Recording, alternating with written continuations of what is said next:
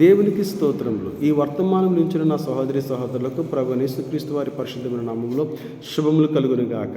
ఈ సాయంకాల ఆశీర్వాద ప్రార్థనకు మిమ్మల్ని ప్రేమతో ఆహ్వానిస్తూ ఉన్నాము. ఈరోజు వాక్యాంశం, చింత లేని వారై ఉండగలమా? వాక్య భాగము 1 కొరింథీయులకు రాసిన పత్రిక 7వ అధ్యాయము 32వ వచనం.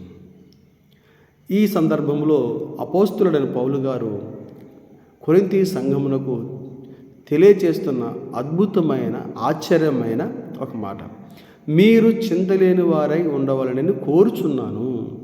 అతని కోరిక అద్భుతమే. చింతలేని వాడు ఈ లోకంలో ఎవరైనా ఉంటారా? ఈ లోకము చింతించని విషయాలు ఏమైనా ఉన్నాయా?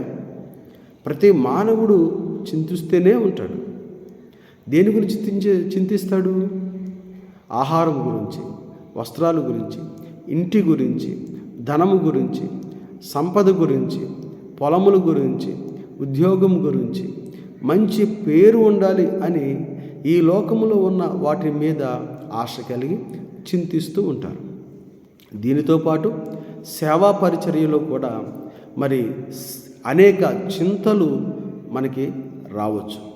ప్రియ సహోదరి సహోదరులారా, మరి మన అవసరతలు తీర్చే దేవుడు చింతించొద్దు అని చెప్పిన మాటలు అనేకమైనవి ఉన్నవి.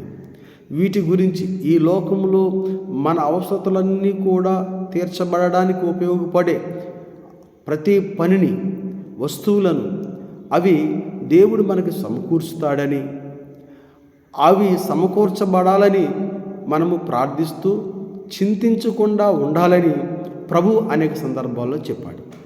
మరి దేవుని వాక్యాన్ని ధ్యానించినప్పుడు 2 సందర్భాలు చింత లేకుండా ఉండి దేవుని చేత బహు విస్తారముగా దీవించబడి దేవుని చేత కాపాడబడిన సందర్భాలు 2 ఉన్నవి.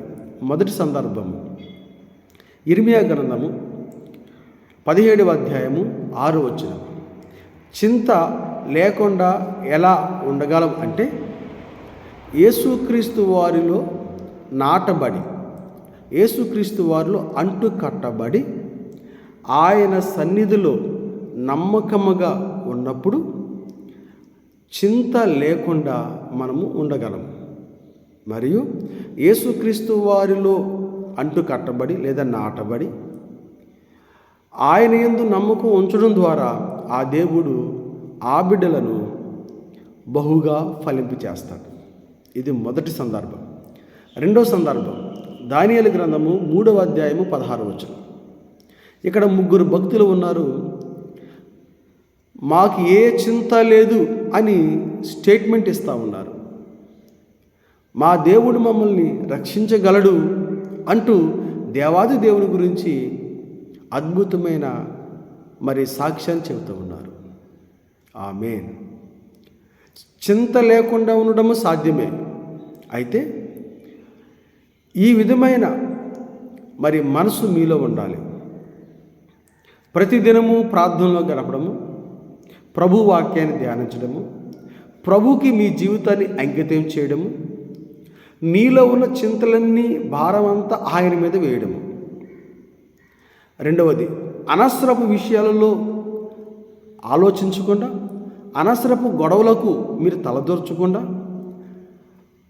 మరి దుష్టుల మార్గంలోనికి మీరు వెళ్ళకుండా, చెడు అలవాటులకు మీరు గురి కాకుండా, ప్రభు సన్నిధిలో వెలుగైన జీవితం కలిగి జీవించినట్లయితే మీలోనికి ఎటువంటి చింత ఉండదు. ప్రభు మిమ్మలను దీవిస్తాడు. ప్రియ సహోదరి సహోదరుడా, నీవు ఉద్యోగం కొరకు చింతిస్తున్నావా? ధనం కొరకు, వ్యాపారం కొరకు చింతిస్తున్నావా? నీ భవిష్యత్తు కొరకు చింతిస్తున్నావా? ఇంటి కొరకు చింతిస్తున్నావా? అయితే ఈరోజు దేవుడు నీతో మాట్లాడుతున్నాడు. నీ చింత ఏమీ ఉండదు నీలో. ప్రభువునికి సమకూర్చే దేవుడిగా ఉంటాడు. దానియేలు గ్రంథము 3వ అధ్యాయం 16వ వచనం ప్రకారంగా షడ్రకు, మేషకు, అబేద్నెగోలను రక్షించిన దేవుడు ఈ దినము నిన్ను రక్షించడానికి సిద్ధంగా ఉన్నాడు.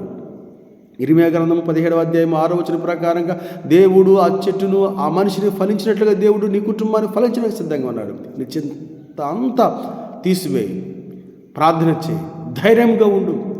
నీవు యేసు నామములో సాధించగలవు. యేసు నామములో నువ్వు అన్నీ సమకూర్చుకోగలవు. దేవుడు అలాగూ మిమ్ములను దీవించునుగాక. ఆమేన్. తండ్రి మీకు వందనాలు. ఈ దినమంతా కాపాడారు, ఏ కీడు రాకుండా మమ్మలను రక్షించారు. ఈ రాత్రి మంచి నిద్ర ఆరోగ్యము మాకు అనుగ్రహించండి, అపాయం నుంచి తప్పించండి. యేసయ్య నామములో ప్రార్థిస్తున్నాము తండ్రి, ఆమేన్.